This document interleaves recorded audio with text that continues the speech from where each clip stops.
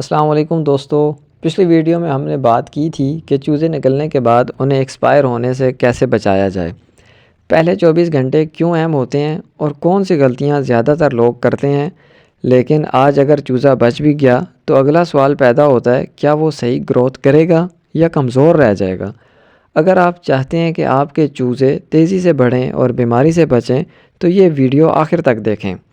اکثر لوگ سمجھتے ہیں کہ بس دانہ اور پانی دے دیا تو کام ختم، لیکن حقیقت یہ ہے گروتھ فیڈ سے نہیں، انوائرمنٹ سے شروع ہوتی ہے۔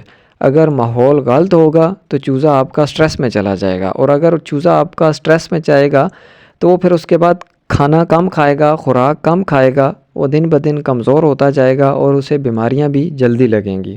یاد رکھیں 70% گروتھ ماحول پر ڈیپینڈ کرتی ہے، خوراک پر نہیں۔ اگر ماحول غلط ہوگا تو چوزا آپ کا سٹریس میں چلا جائے گا، اور اگر چوزا آپ کا سٹریس میں جائے گا تو وہ پھر اس کے بعد کھانا کم کھائے گا، خوراک کم کھائے گا، وہ دن بدن کمزور ہوتا جائے گا اور اسے بیماریاں بھی جلدی لگیں گی۔ یاد رکھیں 70% گروتھ ماحول پر ڈیپینڈ کرتی ہے، خوراک پر نہیں۔ اصیل چوزوں کی اچھی گروتھ کے لیے سب سے پہلا اصول ہے درجہ حرارت۔ پہلے ہفتے میں آئیڈیل ٹمپریچر تقریباً 32 سے 35 ڈگری سینٹی گریڈ ہونا چاہیے، اور پھر ہر ہفتے 2 سے 3 ڈگری کم کرتے جائیں۔ چوزا بول نہیں سکتا، لیکن اس کی باڈی لینگویج سب بتا دیتی ہے۔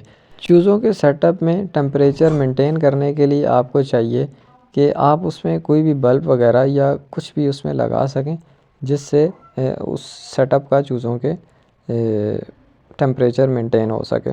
اصیل چوزوں کی اچھی گروتھ کے لیے جو دوسرا اصول ہے وہ یہ ہے کہ آپ ان کے لیے اچھی جگہ کا انتخاب کریں۔ نہ جگہ زیادہ بڑی ہو، نہ جگہ زیادہ چھوٹی ہو۔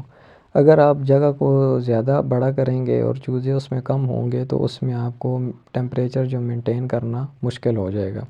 اسی طرح اگر آپ کی جگہ تھوڑی ہوگی، کم ہوگی، اور اس میں آپ نے چوزے زیادہ رکھے ہوئے ہوں گے تو پھر اس میں بھی آپ کے لیے مسائل ہوں گے، چوزے ایک دوسرے کو ماریں گے، سٹریس میں آئیں گے۔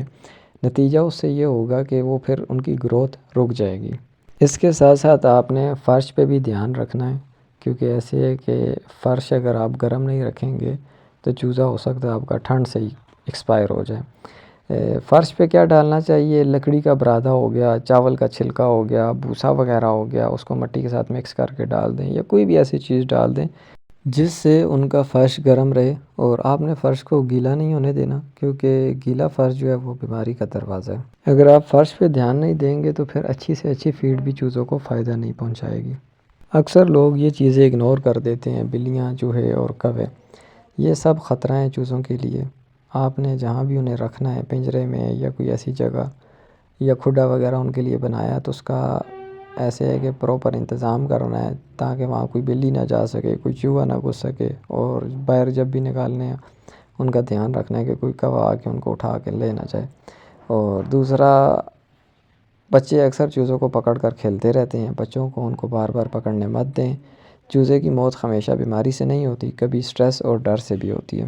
سب سے اہم جو اصول ہے وہ ہے وینٹیلیشن۔ ہوا کا گزر ہونا ضروری ہے، لیکن ڈائریکٹ ہوا نہیں لگنی چاہیے۔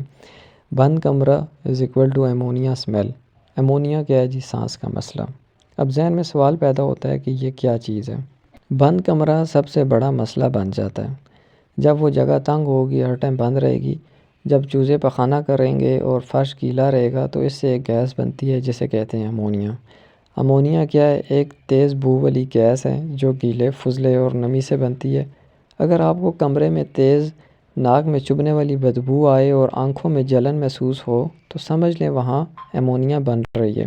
یہ گیس چوزوں کے پھیپھڑوں کو متاثر کرتی ہے، آنکھوں میں سوزش کرتی ہے، سانس کا انفیکشن پیدا کرتی ہے، گروتھ سلو کر دیتی ہے۔ اگر آپ کو بدبو آ رہی ہے تو سمجھ لیں چوزا خاموشی سے نقصان اٹھا رہا ہے۔ اس کا حل کیا ہے؟ روزانہ گیلا حصہ صاف کریں، خشک برادہ رکھیں، پراپر وینٹیلیشن ہو، پانی کے برتن صاف ہوں، اور صاف ماحول صاف سانس اچھی گروتھ۔ چوزوں کی جگہ بار بار چینج نہ کریں، روشنی اچانک بند نہ کریں، شور کم رکھیں ان کے پاس۔ چکس انوائرمنٹ چینج پر سٹریس میں جاتے ہیں۔ سٹریس کم امیونٹی۔ اسٹرانگ امیونٹی کسی بوتل میں نہیں ملتی، وہ سکون سے بنتی ہے۔ یہ ہماری چک کیئر کا پارٹ 2 تھا۔ اس سے پہلے پارٹ 1 میں ہم نے سروائیول پہ بات کی تھی، آج ہم نے انوائرمنٹ کی بات کی۔ اگلی ویڈیو میں ہم بات کریں گے کہ پہلے 7 دن کے مکمل فیڈنگ روٹین اور گروتھ بوسٹر ٹپس۔ اگر آپ پوری سیریز دیکھیں گے تو آپ کے چوزے عام نہیں مضبوط نکلیں گے۔ یاد رکھیں، چوزہ قسمت سے نہیں بڑھتا، مینجمنٹ سے بڑھتا ہے، لیکن انوائرمنٹ بنیاد ہے۔ فیڈ بھی اہم ہے مگر انوائرمنٹ بھی بنیاد ہے۔ اگر ویڈیو پسند آئی ہو تو لائک اور شیئر کریں، اور سیریز جو ہے مس نہ کریں۔ جو شوقین ماحول سمجھ گیا وہ بیماری سے آدھا جیت گیا۔